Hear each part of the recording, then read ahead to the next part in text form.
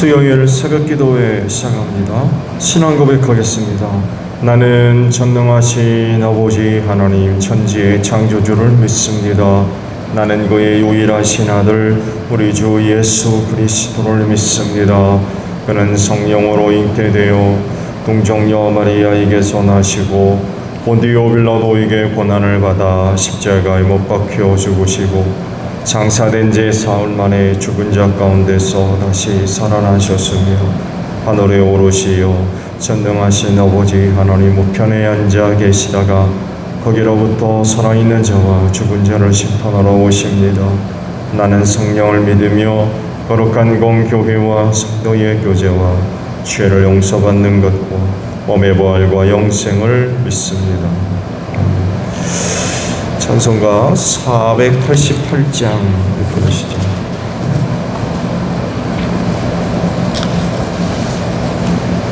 (488장) 찬송하고 488장 부릅니다.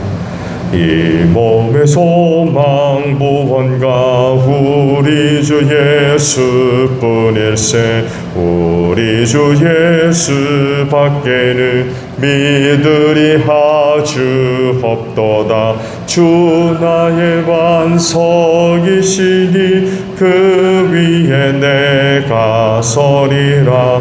그 위에 내가 서리라. 무섭게 바람 부는 밤 물결이 높이 설렐 때 우리 주 크시는 내의 소망에 닻을 주리라. 주 나의 반석이시니 그 위에 내가 서리라. 그 위에 내가 서리라. 세상에 믿던 모든 것 끊어질 그날 되어도 구주의 언약 믿사와 내 소망 더욱 크리라. 주 나의 반석이시니 그 위에 내가 서리라. 그 위에 내가 서리라. 바라던 천국 올라가 하나님 앞에 배울 때 구주의 의를 힘입어 여시바로 서리라. 주 나의 반석이시니 그 위에 내가 서리라. 그 위에 내가 서리라. 말씀 봅니다. 데살로니가 전서 3장입니다. 데살로니가 전서 3장 1절로 13절까지 봅니다. 그러므로 우리는 참다 못하여 우리만 아테네에 남아 있기로 하고 우리의 형제요 그리스도의 복음을 전하는 하나님의 일꾼인 디모데를 여러분에게로 보냈습니다. 그것은 그가 여러분을 굳건하게 하고 여러분의 믿음을 격려하여 아무도 이러한 온갖 환난 가운데서 흔들리지 않게 하려는 것입니다. 여러분도 아는 대로 우리는 이런 환난을 당하게 되어 있습니다. 우리가 여러분과 함께 있을 때에 장차 우리가 환난을 당하게 되리라는 것을 여러분에게 미리 말하였는데 과연 그렇게 되었고 여러분은 그것을 알고 있습니다. 그러므로 내가 참다 못하여 여러분의 믿음을 알아보려고 그를 보냈습니다. 그것은 유혹하는 자가 여러분을 유혹하여 우리의 수고를 헛되게 하지 못하게 하려는 것이었습니다. 그런데 지금 디모데가 여러분에게서 우리에게로 돌아와서 여러분의 믿음과 사랑의 기쁜 소식을 전하여 주었습니다. 또 여러분이 우리를 늘 좋게 생각하고 있어서 우리가 여러분을 간절히 보고 싶어하는 것과 같이 여러분도 우리를 간절히 보고 싶어한다고 전하여 주었습니다. 그러므로 형제자매 여러분, 우리는 여러분을 보고 우리의 모든 곤경과 환난 가운데서도 여러분의 믿음으로 말미암아 위로를 받았습니다. 여러분이 주님 안에 굳게 서 있으면 이제 우리가 살아있는 셈이기 때문입니다. 우리가 우리 하나님 앞에서 여러분 때문에 누리는 모든 기쁨을 두고 여러분을 생각해서 하나님께 어떠한 감사를 드려야 하겠습니까? 우리는 여러분의 얼굴을 볼 수 있기를, 또 여러분의 믿음에 부족한 것을 보충하여 줄 수 있기를 밤낮으로 간절히 빌고 있습니다. 하나님 우리 아버지와 우리 주 예수께서 우리의 길을 친히 열어주셔서 우리를 여러분에게로 가게 해주시기를 간구합니다. 또 우리가 여러분을 사랑하는 것과 같이 주님께서 여러분끼리 서로 나누는 사랑과 모든 사람에게 베푸는 여러분의 사랑을 풍성하게 하고 넘치게 해주시기를 빕니다. 그래서 주님께서 여러분의 마음을 굳세게 하셔서 우리 주 예수께서 자기의 모든 성도들과 함께 오실 때에 하나님 우리 아버지 앞에서 거룩함에 흠 잡힐 데가 없게 해주시기를 빕니다. 아멘. 오늘은 두 곳의 말씀을 봅니다. 3절과 5절의 말씀인데요. 3절 하반절에 여러분도 아는 대로 우리는 이런 환난을 당하게 되어 있습니다 라는 말씀이고요. 5절에서 하반절에 있는 말씀은 그것은 유혹하는 자가 여러분을 유혹하여 우리의 수고를 헛되게 하지 못하게 하려는 것이었습니다 라는 말씀입니다. 은혜가 있는 곳에는 은혜만 있지 않습니다. 그러면 참 다행이에요. 근데 은혜만 있는 게 아니라 언제나 그 사탄의 역사가 함께 있었어요. 여러 가지 시험과 환난과 유혹을 가져다 주어서 은혜 받았다라고 했는데 환난에 넘어지고 시험에 넘어지고 유혹에 넘어지는 사람들 많이 있습니다. 이게 뭘 얘기하느냐? 은혜 있는 곳에 은혜만 있는 게 아니라는 거예요. 좋은 예를 보여주는 것이 바로 에덴 동산이었죠. 하나님께서 두 사람을 위해 에덴 동산을 창설하시고 거기 두 사람을 두어 살게 하셨죠. 하나님의 모든 은혜가 축약되어 있는 그런 참 꿈같은 곳이었습니다. 그야말로 하나님의 은혜가 넘치는 곳이었죠. 그런데 그곳에 누가 들어와요? 사탄이 들어왔어요. 은혜의 동산에 하나님만 계신 게 아니었다는 거예요. 사탄이 들어와가지고 선악을 알게 하는 나무 열매를 갖고 유혹을 하죠. 이런 것들을 볼 때 하나님이 주시는 은혜만이 있는 곳은 오직 한 곳밖에 없어요. 하늘나라밖에 없습니다.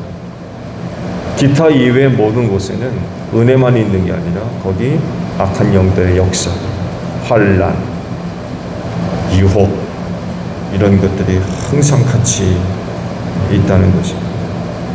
주님도 사역을 하면서 하나님도 사람의 몸을 입고 우리 가운데 오셔서 독생하신 아들로 사역을 시작하시면서 광야로 나가서 시험당하죠.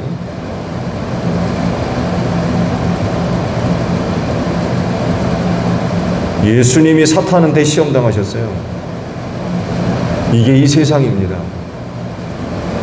상상이나 갑니까? 어떻게 하나님이 마귀한테 시험을 받아요? 근데 시험 받으셨어요. 이게 이 세상이라는 거예요. 이것을 보게 되면 이 세상에서는 사탄의 유혹과 시험, 환난이 없는 곳이 없어요.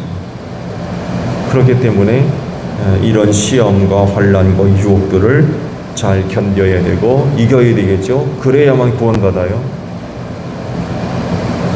오늘 주신 말씀 속에서 바로 이런 내용을 찾아볼 수 있죠. 앞서 데살로니가 교회와 그곳 신도들에 관해 소개하는 말씀들을 쭉 봐왔죠. 상당히 긍정적인 그런 그 평가들이 있습니다. 야, 이 사람들 참 대단한 사람들이구나 라는 것을 생각해 볼 수가 있어요. 그곳 교회와 신도들이 보여준 모습이 얼마나 긍정적이었으면 사도 바울이 뭐라고 합니까? 그들로 인하여 하나님 앞에 끊임없이 감사를 한대요.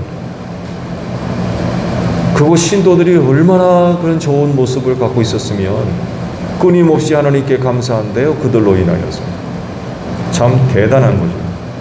그런데 오늘 주신 말씀 보면 은혜만 있는 게 아니었어요. 뭐가 있습니까? 환난이 있었고, 또 뭐가 있어요? 유혹이 있었고.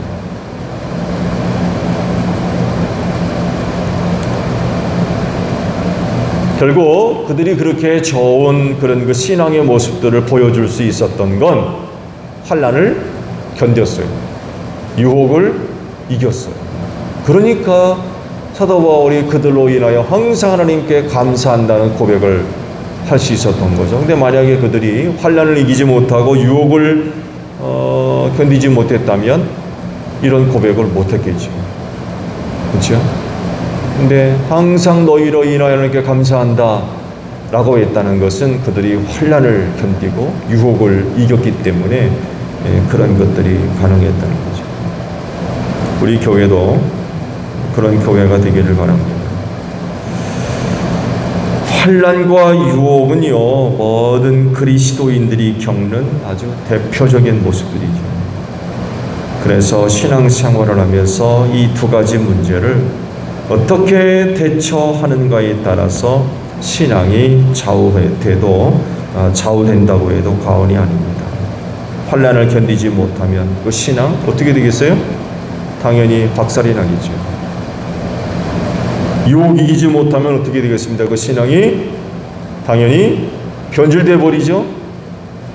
그 신앙이 순전하지 아니하고 음식 상하듯이 이상하게 변질돼 버립니다. 그 먹으면 탈나잖아요. 둘 다 신앙에는 치명적이죠. 그래서 과거로부터 시작해서 오늘날까지 모든 교회와 모든 그리스도인은 이 두 가지 문제를 두고 늘 기도해 오고 있어요. 환난 속에서 잘 견디게 해달라고 기도하고 있고, 모든 유혹을 물리치게 해달라고 늘 기도하고 있어요. 왜? 중요한 문제거든요. 여긴 하늘나라가 아니에요. 이 두 가지 문제가 해결되지 않으면 심각해지는 거예요. 실제로 많은 사람들이 환난을 견디지 못해서 신앙에서 떠난 사람들 많이 있어요. 앞으로 점점 많아질 거래요. 유혹도 마찬가지죠. 이단 유혹에 넘어져서 신앙이 변질돼 버렸어요. 신앙이 상해버렸어요. 깨끗하게 변질되지 아니하고 누룩 없는 빵과 같은 순전한 믿음이 되어야 되는데 이 누룩이 들어가가지고 변질돼 버렸어요. 자기는 아주 그 신앙이 대단한 것처럼 보이죠. 신앙이 변질됩니다.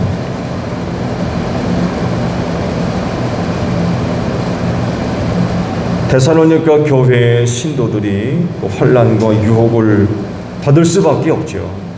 받을 수밖에 없어요.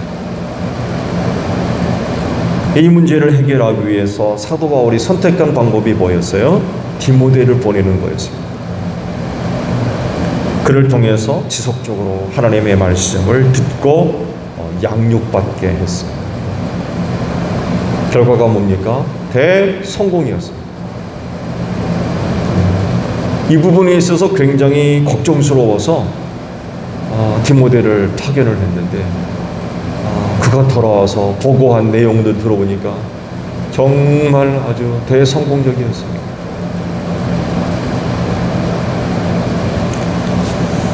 지금도 여전히 그리고 앞으로도 환난과 유혹은 지속될 것이고, 그래서 두 가지가 있을 겁니다. 하나는 환난과 유혹을 잘 견디고 이겨 구원에 이를 사람들이 있겠지만, 그러나 반대로 환난을 견디지 못하고 유혹을 이기지 못해서 믿음에서 떠나간 사람, 구원받지 못하는 거죠. 아마 이 두 종류의 사람들은 크게 나누어질 겁니다. 전에도 그랬고 지금도 그렇고 앞으로도 이 두 가지 현상들이 지속적으로 있을 텐데, 아마 그 방법과 내용만 달리할 뿐이지 주님이 세상에 오시는 그날까지 지속될 겁니다. 그렇기 때문에 모든 교회와 모든 그리스도인은 환난 가운데에서 절대로 흔들려서는 아니 되겠지요. 환난 가운데에서 흔들리면 안 돼요. 그리고 유혹자가 나타나서 유혹할 때에 넘어져서도 안 되겠죠. 결국 그리스도 안에 약속된 은혜를 굳건히 지키는 거죠. 믿는 믿음을 지켜야 됩니다. 앞서 말씀을 드린 대로 환난이나 유혹은 예수를 믿는 믿음을 무너뜨립니다. 그냥 단순히 어떤 위기나 어려움을 가져다 주는 것이 아니라 신앙생활하는 그리스도인들에게는요, 그 이상의 영적이고 신앙적인 문제와 반드시 연결되게 되어 있어요.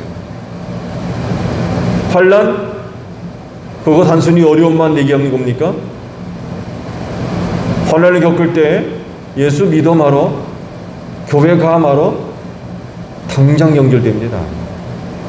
유혹은 말할 것도 없어요. 유혹에 빠지면 예수 믿겠습니까? 교회 다니고 당장 교회 밖으로 들어나가지. 이단 쫓아가고.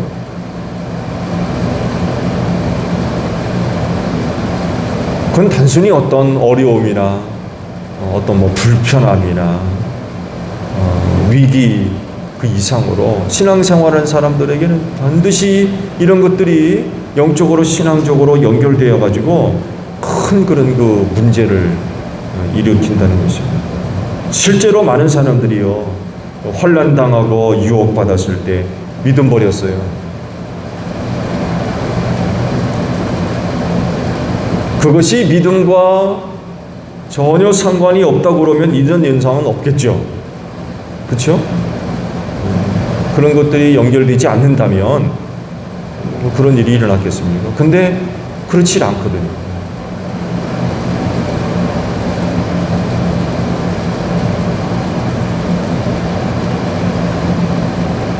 앞으로는 환난이나 유혹의 강도가 점점 더 강력해질 것이고 점점 더 자주 일어날 것입니다.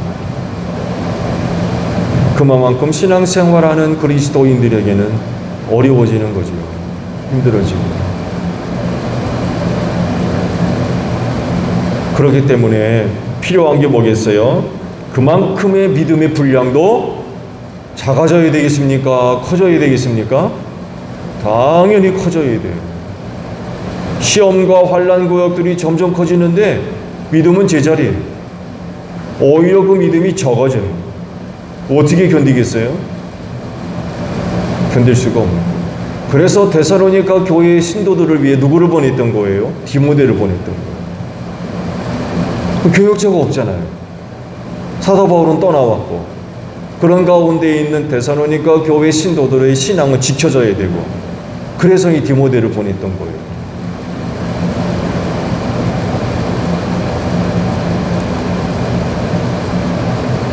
믿음의 분량도 함께 커지지 않으면 점점 심각해지는 환난과 유혹을 견딜 수가 없는 거죠. 이길 수가 없고. 그렇지인데 오늘 아침에도 여러분의 믿음의 분량을 키워가는 여러분들이 되시기를 바랍니다. 그러셔야 오늘 하루 동안에도 당할 수 있는 여러 가지 환난과 혹은 유혹들을 이길 수 있어요. 견딜 수 있고. 오늘도 이 시간을 통해서 아버지께로부터 귀한 은혜를 힘입어서 오늘도 여러분의 믿음을 지켜나가는 여러분들이 되시기를 바랍니다. 주기도문 하겠습니다. 하늘에 계신 우리 아버지, 아버지의 이름을 거룩하게 하시며 아버지의 나라가 오게 하시며 아버지의 뜻이 하늘에서와 같이 땅에서도 이루어지게 하소서. 오늘 우리에게 일용할 양식을 주시고 우리가 우리에게 잘못한 사람을 용서하여 준 것 같이 우리 죄를 용서하여 주시고 우리를 시험에 빠지지 않게 하시고 악에서 구하소서. 나라와 권능과 영광이 영원히 아버지의 것입니다. 아멘. 기도하겠습니다.